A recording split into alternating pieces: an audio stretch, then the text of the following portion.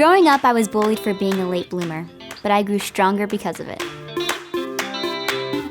Hey guys, it's Kirby. Welcome to Pretty Unfiltered. Today's guest is NICOLE. Hey girl. Hello. How are you? I'm doing good today. So your single Mascara came out in March, right? Yes. And that has been doing amazing, and I love the video. Thank you. Really cool. Thank you. Also, she's been busy, touring and all that good stuff, but she also interviewed the FLOTUS, Michelle Obama. Yeah. Like, hello. That's huge. It was amazing and also super random. I got a call a week before the trip, and they were just basically like, hey, would you want to come out and be a part of this, this event for Let Girls Learn? And I'm like, yeah, because it's all about, empowering young women and education. And then I get to sit down with the First Lady of the United States and talk to her. So. Unbelievable. That was so cool. So as you can tell, Megan is very accomplished. She has done a lot at such a very young age, but it wasn't always smooth sailing growing up, just like everyone else. You had some trials and tribulations to go through. And you were even bullied, right? Oh my goodness. When I was in 7th grade, it sounds like something out of a movie. I think they maybe got it from a movie. I don't know. I sat down at a table and the girl told me I couldn't sit there because I wasn't in the pretty committee.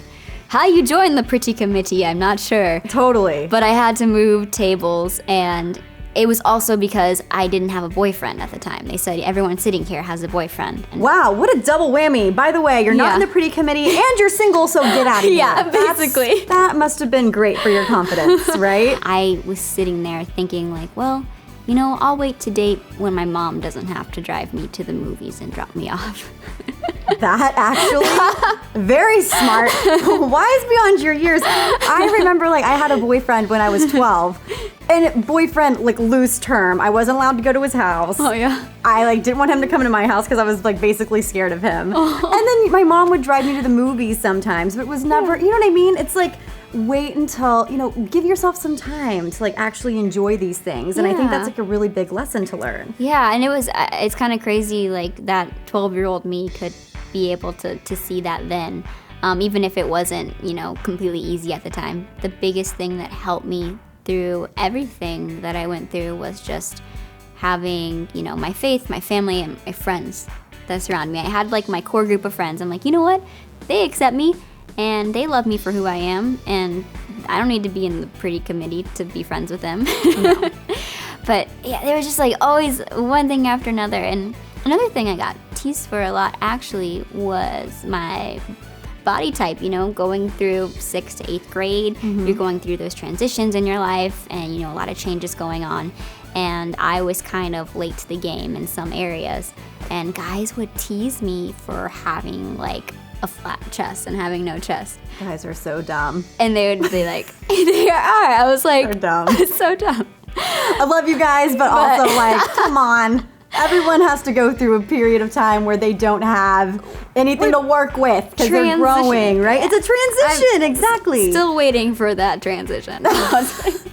But I think the key here is that you've embraced yourself and you are proud of yourself and you love the way you look, and you're not overly, you're not conceited, right? You're just humble, but you also have confidence. Yeah, I think that's important. It's I think it's kind of finding that balance of it's not being conceited. It's just learning to love yourself and accept yourself, and in turn of all that, it kind of helps you to love others even more. That sounds so cliche and cheesy, but I think that's the most important thing is being able to embrace those things that make you different and that make you unique. It gives you empathy for others. That's such a great point. I know you said you have your faith in your family and your friends.